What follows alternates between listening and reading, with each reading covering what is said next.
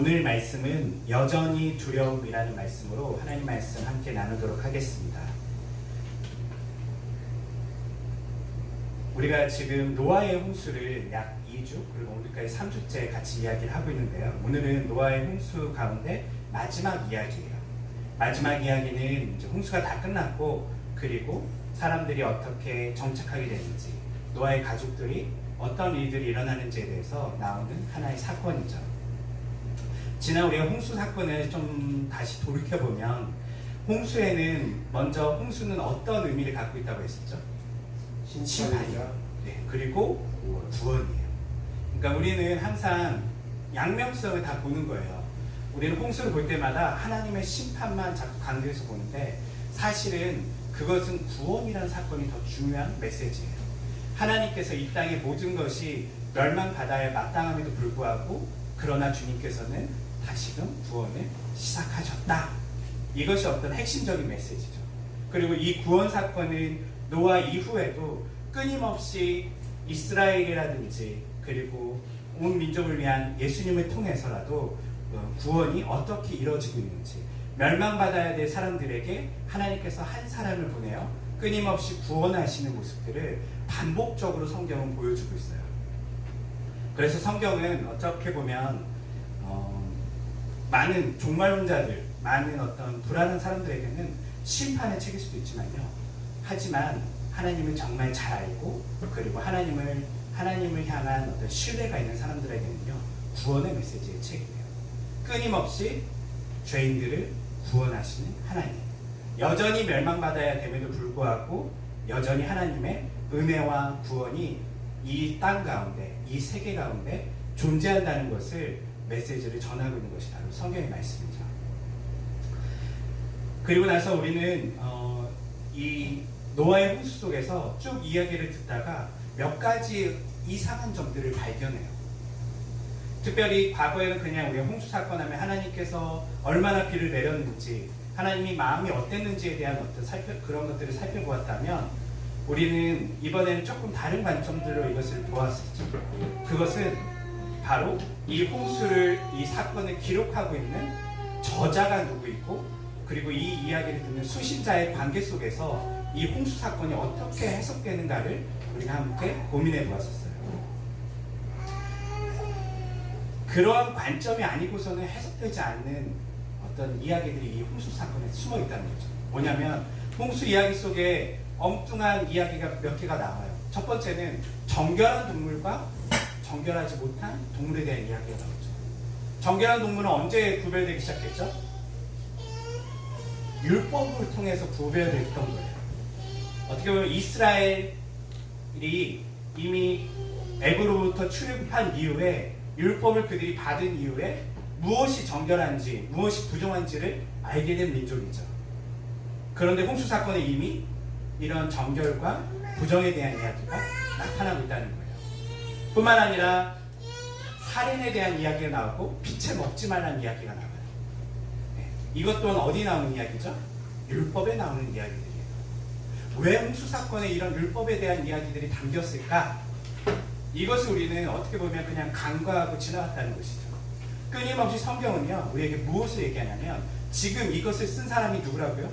모세라는 것을 강조하고 있는 거예요. 지금 이것은 과거의 어떤 사건을 어떤 리얼하게 바로 기록하는 어떤 사건이 아니라 모세라는 사람을 통하여 지금 이 말씀을 들을 이스라엘에게 전달되고 있는 하나의 이야기다라는 것을 지금 성경 안에서는 우리에게 이야기하고 있었어요.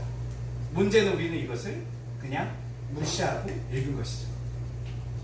이것을 통하여 우리는 자세히 알지 못하지만 이 노아의 홍수 사건과 그리고 노아의 홍수 속에서 정결에 대한 이야기와 그리고 빛에 먹지 말라는 이야기와 살인하지 말라는 이야기와 이런 어떤 것들이 당시 이스라엘 백성들에게 특별히 의미가 있는, 특별히 어떻게 보면 강조됐어야 하는 주된 메시지가 아니었는가라는 생각을 해볼 수 있는 것이죠.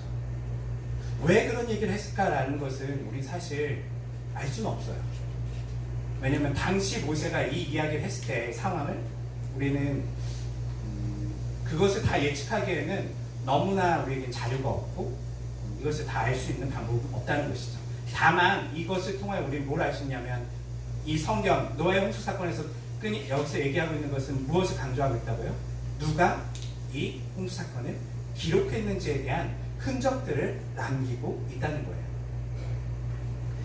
어떤 이런 관점에서 우리는 오늘 마지막 사건을 바라보려고 해요. 오늘 이야기의 마지막은요, 노아의 축복과 저주라는 사건, 노아의 축복과 저주에 대한 이야기를 통하여 마지막 홍수 사건이 대단원의 막을 내리게 돼요. 여러분들 이 말씀을 읽으면서 어떤 문제에 의구심에 도달하시나요?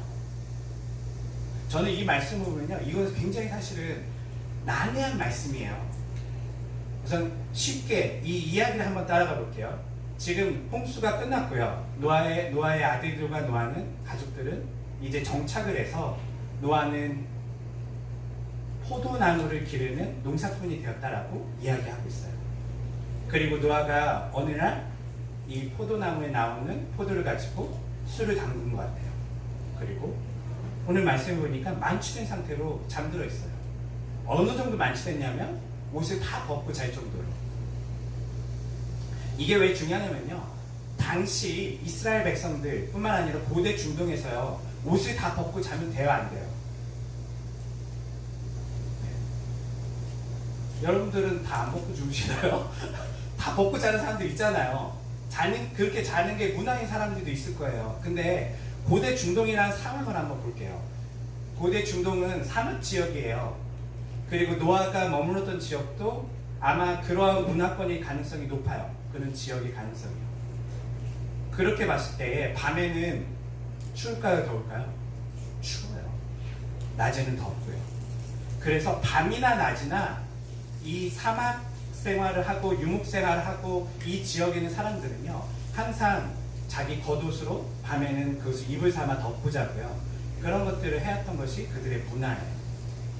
근데 노아가 지금 벗었다는 얘기는 뭐냐면요, 단순하게 답답해서 벗었다는 얘기가 아니에요. 지금 사실은 덥지 않고 자면요, 노아의 건강에 문제가 생길 수도 있고 지금 노아는 아플 수도 있는 상황이에요. 지금 자기를 챙기지 못하고 어떻게 보면 만취된 상태로 우리 식대로 하면 길거리에 자고 있는 상태와 거의 유사한 상태로 지금 노아가 잠들었다는 것이죠. 근데 저는 여기서 조금 고민을 해봤었어요. 노아가 왜 이렇게 만취됐을까요? 술이라는 것이 원래 한잔 하다 보면 술이 살아나. 네, 그럴 수도 있어요. 우선은 첫 번째 이 말씀은요, 술을 부정적으로 다루고 있나요? 다루지 않고 있나요? 다루지 않아요. 네. 가끔 술에 대한 부정적인 이야기를 하기 위해서 이 말씀을 꺼내는 사람들도 있는데요. 사실 이 본문은요, 이 노아의 사건, 이 만취된 사건에 하나님께서 개입하셔서 노아에게 혼낸 적이 없어요. 너무 이렇게 술 먹고 자고 있니? 이런 얘기를 하지 않으세요. 오히려 지금 이 상황을 이상하게 만든 한 사람을 벌하고 있죠. 술에 대해서 성경은 부정적인 의미보다는요, 긍정적인 의미를 많이 담고 있기도 해요. 특별히 오늘 첫 번째 이 술에 대한 이야기는요, 노아가 지금 포도 농사를 지었고 그리고 이것으로 술을 담갔대요. 다른 말로 하면요, 이제 뭔가 멸망받았던 세상 속에서 드디어 희망이 생긴 거예요. 여러분, 먹고 살기도 힘들면 술 담가 먹습니까? 그렇지 않아요. 지금 뭔가 풍요로운 상태예요. 먹고 살고도 있고 이것으로 술도 담가 먹을 수 있는 어떤 뭔가 안정되고 풍요로운 상태가 되었다는 것을 우선 배경적으로 보여주고 있고요. 두 번째는 노아가 왜 만취됐을까라는 것에 저는 조금 질문을 던져봤었어요. 노아는 왜 만취됐을까요? 앞서 본문들에서 노아가 술 먹는 장면이 나오나요? 안 나와요. 특별히 노아라는 사람은 우리는 앞선 홍수 사건을 통해서 그의 성격이 최소한 성실할 것이다, 부지런할 것이다 라는 것을 우리는 힌트를 얻을 수 있어요. 그냥 술 주정뱅이였다면요, 절대 방주를 건설할 수 없었을 거예요. 노아는 끊임없이 방주를 하나하나 건설하고 성실하게 그 일을 순종했던 사람이죠. 그런데 홍수 사건 이후에 노아는 지금 만취된 상태로 나와 있어요. 그리고 더 뒤에 노아의 어떤 이야기가 나오진 않아요. 저는 이것을 보면서 그런 생각이 들어요. 노아가 지금 뭔가 변했어요. 노아가 지금 만취된 상태가 될 만큼 노아의 지금 삶에는요 무슨 심각한 문제가 닥친 거예요. 그 심각한 문제가 뭘까요? 바로 홍수 심판이었죠. 다른 말로 하면요, 노아는 성실하게 방주를 만들고 그리고 그 구원의 그 배를 만들어서 가족들을 구원했지만요, 노아의 마음속에 뭐가 남아 있었을까요? 자신의 다른 가족들, 그리고 친척들, 형제들 뿐만 아니라 수많은 사람들의 시신이 물에 떠 있는 것을 노아는 보았을 거예요. 모든 사람이 죽은 거예요. 다 빠져 죽고 본인 가족들만 살아남는 거예요. 노아는 어마어마한 트라우마에 쌓여 있었을 가능성이 높아요. 제가 노아를 조금 더 이해해 본다면, 제가 아마 노아여도요, 아무리 마음이 담대하고 아무리 좋은 사람이라도요, 특별히 앞선 본문에서 노아는 선한 사람이라고 이야기하고 있어요. 그런 마음이 좋은 사람이 많은 사람들이 물에 빠져 죽는 것을 눈으로 목격했을 때 그의 마음은 어떻게 됐을까요? 산산조각 났을 거예요. 술을 먹지 않고는 하루도 살 수 없는 상황이 됐을 수도 있을 거예요. 여러분, 근심 걱정이 있어 보신 분은 아실 거예요. 그냥 잠들기가 힘들어요. 항상 술을 의지해서 그것을 잊어보려고 하죠. 아마 노아의 상태도 그러지 않았을까 예상해봐요. 왜냐하면 그냥 술을 만취했다고 하기에는요, 앞선 노아의 삶과는 너무나 다른 모습이기 때문에 그래요. 이것은 노아의 타락의 모습이 아니라요, 노아가 지금 그 정도로 충격을 입은 상태예요. 비록 구원은 얻었지만 노아의 마음은요 산산조각 났어요. 그리고 술을 먹지 않고는 살아갈 수 없을 만큼 노아는 지금 심각한 트라우마에 쌓여있는 상태일 가능성이 높다는 것이죠. 어쩌면 그래서 하나님께서 노아에게 뭐라고 하지 않으신 것도 뭐라고 하죠?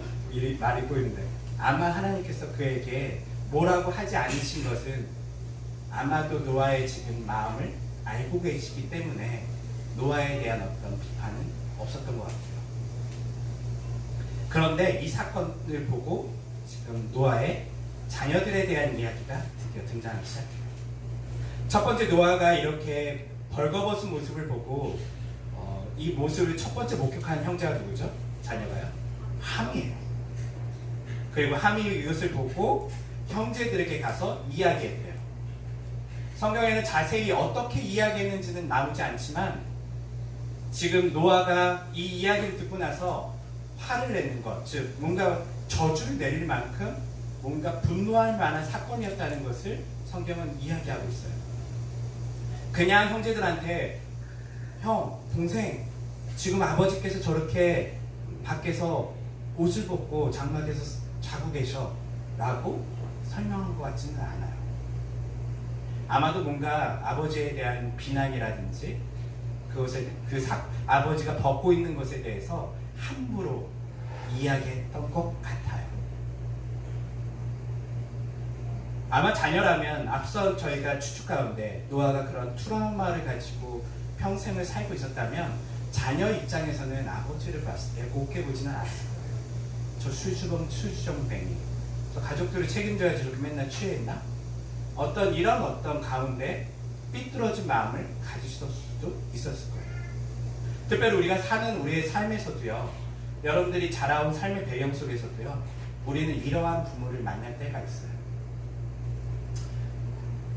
내 아버지는 건강하고 어떤 좋은 사람이었으면 좋겠지만, 때로는 우리의 부모님이 마음에 병이 든 사람일 때도 있고요, 때로는 차마 다른 사람에게 우리 부모님에 대해서 이야기하지 못할 만큼 부끄러운 분일 수도 있을 거예요.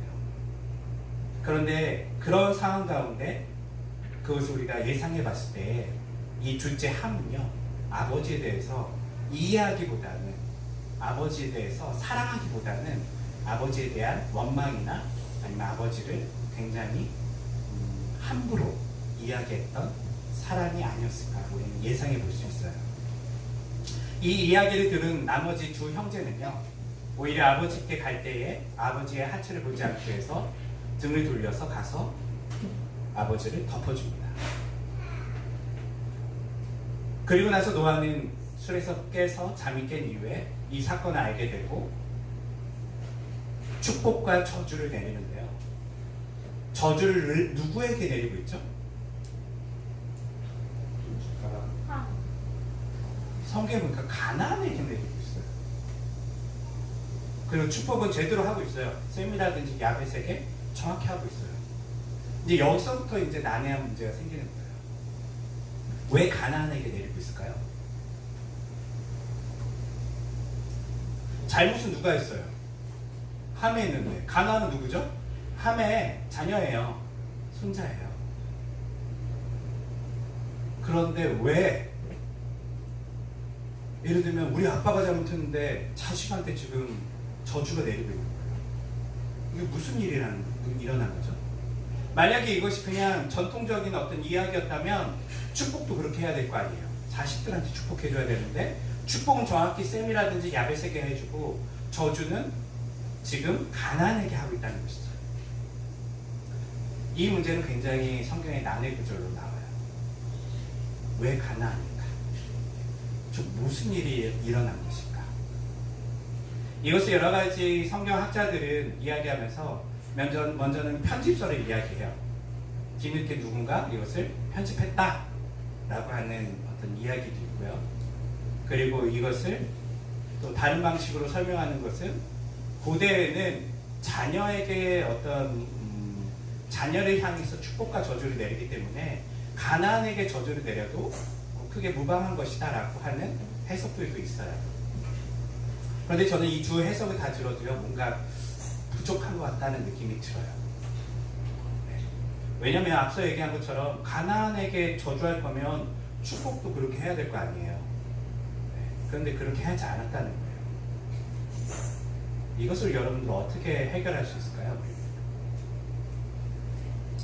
옛날에 네. 영모를 구하면은 3, 4대까지 내려버렸거든. 네. 그 정도로 크게 잘못을 했는가.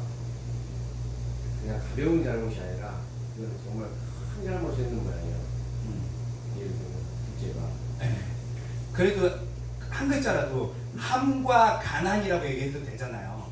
근데 함이 싹 빠져요. 실제 그 문제를 일으킨. 모세가 출애굽을 하면서 가나안 백성들과 출애굽을 한 거잖아요. 네. 이 사람들의 하는 직설적인 이야기지 않을까 생각했는데. 네. 제가 사실 그렇게 풀어가려고 해요, 지금요. 네. 이 문제를 해결하기 위해서는요, 그냥 본문 자체에서는 해결이 안 돼요. 하지만 우리가 앞선 이야기처럼 모세가 지금 이스라엘 백성들에게 이 이야기를 전달하고 있다는 어떤 관점 속에서 이 본문을 보자는 거예요. 모세는 지금 이스라엘 백성들이 어디에 들어가야 되죠? 가나안 땅에 들어가야 돼요. 그리고 누구와 전쟁을 치러야 되냐면 가나안 민족들과 전쟁을 치러야 돼요. 이 이야기를 듣고 있는 이스라엘 백성들은요, 함에 대해서 이야기보다는요, 직설적으로 지금 함의 후손인 가나안이라는 단어를 끊어 이야기해서 너희가 곧 만나게 돼서 전쟁을 치를 그 가나안이라는 사람들, 가나안 민족들을 우리가 징벌하는 것이 성경에 약속된 축복과 저주의 메시지다라고 지금 모세는 전달하고 있는 것이라 저는 봐요. 그런데 왜 함을 조금이라도 얘기하면 좋은데 왜 함을 이야기하지 않고 가나안으로 바로 갔을까? 이것은 저는 그렇게 봐요. 함의 자손인 것을 이스라엘 백성들은 다 알아요. 가나안이요. 그런데 모세는 아까 얘기한 것처럼 돌려 얘기하지 않은 거예요. 함을 저주한 사건이 있을 거예요. 아마도요. 그러니까 이 노아의 원래적인 노아의 홍수 이야기가 구전됐잖아요. 이스라엘 백성들에게 처음에 문서가 아닌 오래전부터 그의 조상들 아브라함과 그의 자녀들에게 구전되었던 이 노아의 홍수 이야기에서 분명히 함이 저주를 받았을 가능성이 있지만 지금 모세는 함이 저주를 받았고 근데 그 함의 자손이 가나안이니까 우리가 가나안에 들어가서 그들을 징벌하고 그 땅을 찾는 것이 옳다라고 길게 설명하기보다는요 그냥 생략해버린 거예요. 가나안은 저주를 받았다. 앞선 이야기를 다 빼버린 거예요. 네. 왜냐하면 가나안과 함은 같은 어떤 일체로 모세는 설명한 것이죠. 이것을 그냥 다른 해석으로 우리가 여지를 둔다면요 문제가 많이 생겨요.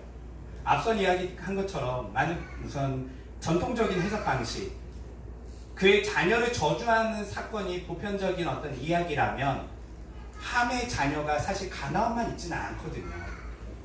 함의 자녀가 또 누구 있다고 써있죠 성경에요? 보면 다음 장에 나오는데요. 네, 다시 한번 크게 얘기해 주시겠어요? 네. 네.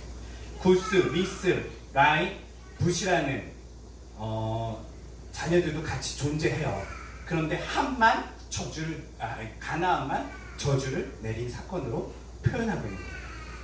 그러니까 지금 모세는요, 이것을 다른 자녀들도 사실은 이 저주 가운데 있었을 가능성이 있지만 모세는 특별히 지금 우리가 싸워야 될 그 대상을 직접적으로 거론함으로써 우리가 지금 노아 때 하나님께서 말씀하신 우리 조상이 노아 때 축복과 저주를 내렸던 그 사건이 지금 비로소 우리에게 바로 적용되고 있다. 그리고 이제 우리가 그것을 실천하고 성취해야 된다라고 갖고 온 것이죠. 어쩌면 우리가 성경 본문을 우리 시대에 갖고 와서 해석하는 것과 유사한 방법이에요. 과거에 일어났었던 일을 모세는 이스라엘 백성들에게, 지금 이스라엘 백성들에게 이것을 적용해서 해석시켜주고 있는 거예요. 그런데 안타깝게도 이 본문은요, 많은 난해점 때문에 악용된 사례가 많아요.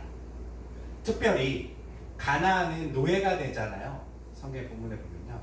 이 사건이 어디에 큰 악영향을 주냐면요. 지금부터 한 500년 전 일어났던 이제 유럽인들이 아프리카 사람들이 잡아서 노예로 부릴 때에 이 부분을 사용했었어요. 우리는 셈의 후손이고 우리는 야벳의 후손인데 너희 얼굴이 검게 생긴 너희 흑인들은 가나안 족속들이야. 그러니까 마땅히 우리의 노예가 되어야 해 라고 그들에게 이것을 주입하고 가르쳤어요. 그리고 그들이 하나님을 믿는다고 말은 하지만 실제로는 이것을 정당화해서 사람들을 노예로 부려먹었던 시절이 꽤 몇백 년 동안 이어졌던 것이죠. 성경 해석은 이렇게 중요해요. 어떻게 보느냐에 따라서 때로는요, 하나님의 뜻에 반하는 누군가를 괴롭히고 누군가를 노예로 삼을 수 있는 본문으로 만들 수도 있고요. 때로는 이것을 잘 해석하면 이 시대에 하나님께서 우리에게 주시는 메시지로 올바로 읽어낼 수도 있는 거예요. 그렇다면 우리는 이제 마지막 이 본문을 그렇게 우리가 추정하고 읽어냈다면 우리 가운데는 어떤 의미가 있는가라는 마지막 질문으로 넘어갈게요. 자, 모세는 이스라엘 백성들에게 이것은 곧 전쟁을 치를 가나안 족속들과 우리와의 어떤 예견된 이야기다라는 것으로 설명하고 있어요. 그런데 모세는 왜 이런 이야기를, 저는 이제 앞서 지난주, 지지난주 끊임없이 얘기하고 있잖아요. 모세가 반복적으로 이런 이야기를 끄집어내고 있어요. 특별히 창세기 모든 앞선 이야기부터 가인과 아벨, 그때도 여러분 제가 얘기 드렸죠. 네. 가인, 유목생활과 이런 것들을 하고 있는 사람과 그리고 농경 문화를 갖고 있는 사람들 간의 어떤 다툼, 이런 것들을 이야기하면서 끊임없이 가나안 족속에 대한 어떤 것들을 표현해주고 있었어요.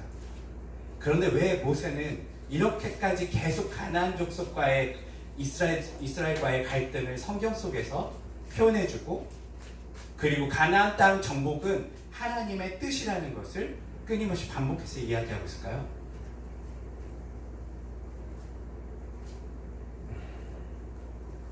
그것은 우리가 오늘 창세기에서 찾아볼 수 없지만요, 가나안 땅 정복을 위한 이제 이스라엘 백성들의 이야기가 담긴 나머지 창세기, 출애굽기, 레위기, 민수기, 나머지 5경 가운데 이 이야기들을 우리는 찾아볼 수 있어요. 특별히 이스라엘 백성들은 가나안 땅에 들어가는 것을 굉장히 주저했습니다. 가나안 땅에 들어가는 것은요, 어떻게 느꼈냐면요, 그들이 정탐꾼을 보내서 가나안 땅을 살펴보게 했잖아요. 근데 가나안 땅의 사람들은 어떻다고 얘기를 했죠?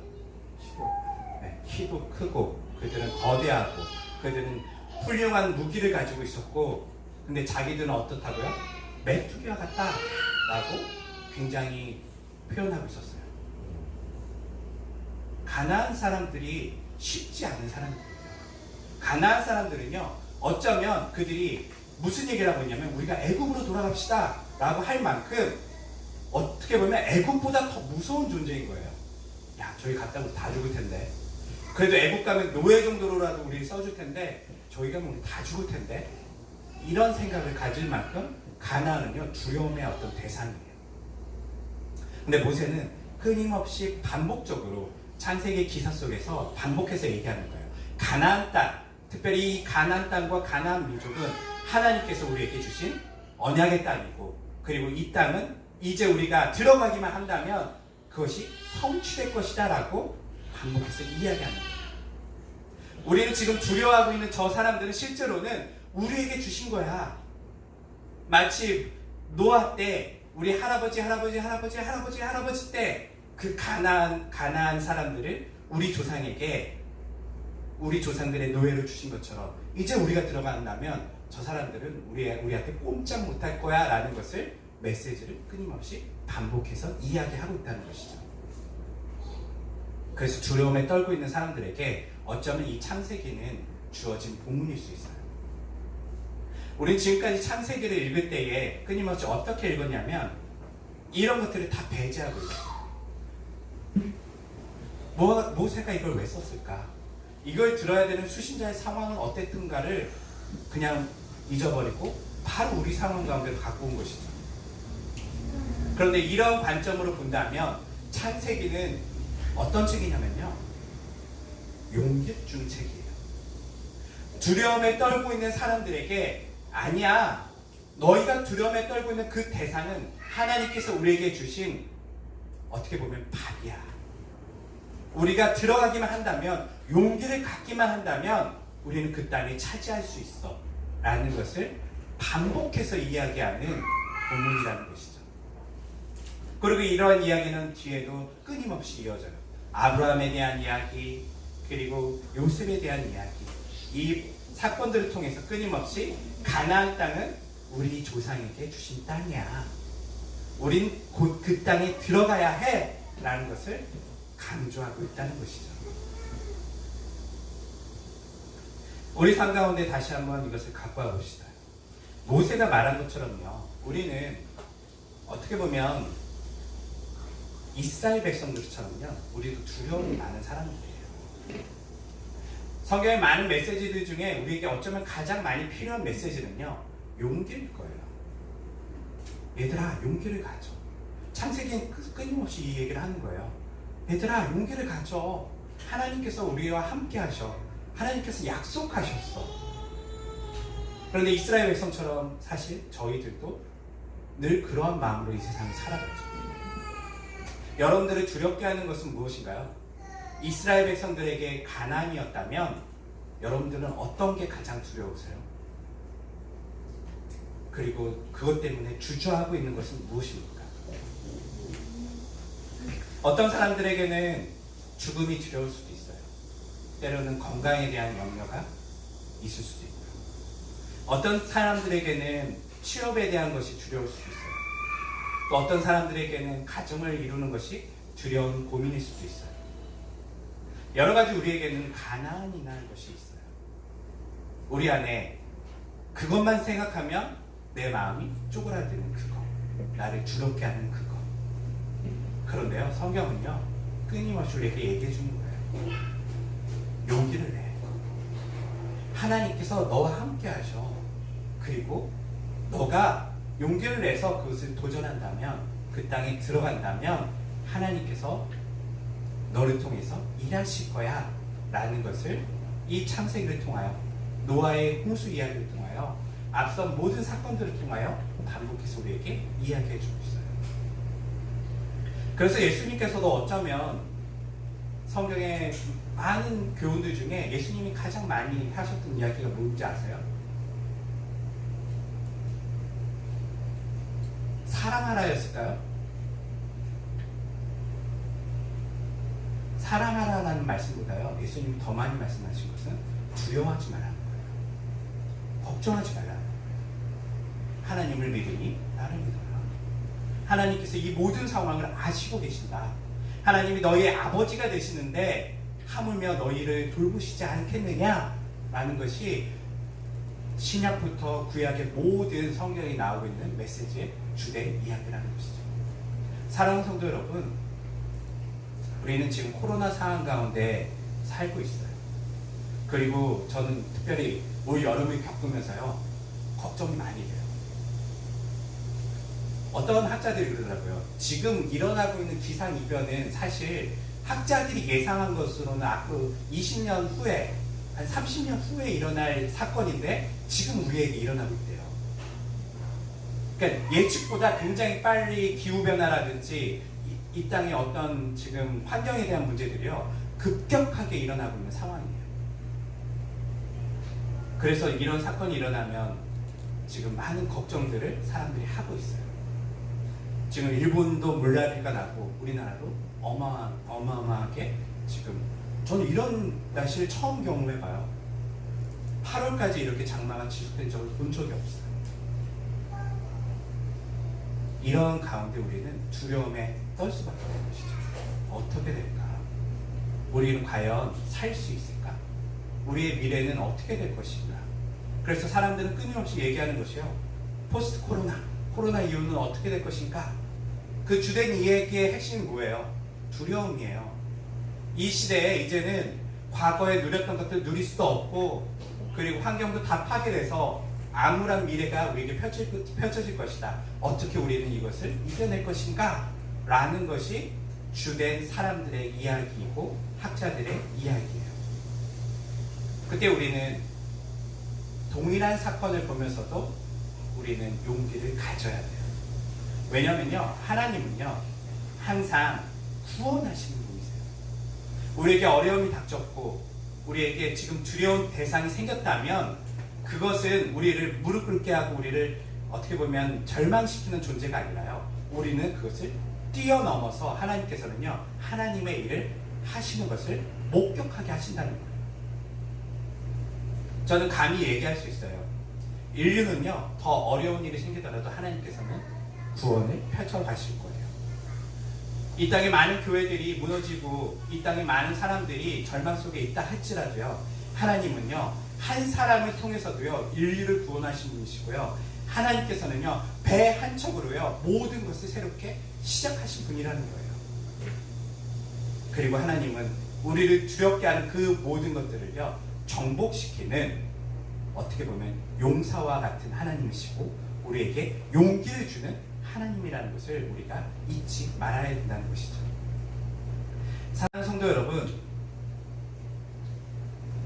성경을 읽을 때마다 여러분들에게 그 메시지를 여러분들이 읽어내셨으면 좋겠어요. 그냥 하나의 이야기들을 듣는 걸 넘어서 이 모든 메시지에 깔려있는 전반적인 이야기는 뭐라고요? 용기를 내라는 거예요. 노아의 사건도 그리고 가인과 아벨에 대한 이야기도 수많은 사건들의 모든 이야기 속에 저변에 깔려있는, 어떻게 보면 메시지는요 용기를 가져라 해요. 그리고 그 용기를 가지고 우리는 순종하며 나아갈 때에 하나님의 역사가 우리 가운데 펼쳐지는 것이죠. 각자의 삶에서 여러분들을 두렵게 하는 것을 저는 정복하시기 바랍니다. 그리고 용기를 내시기 바랍니다.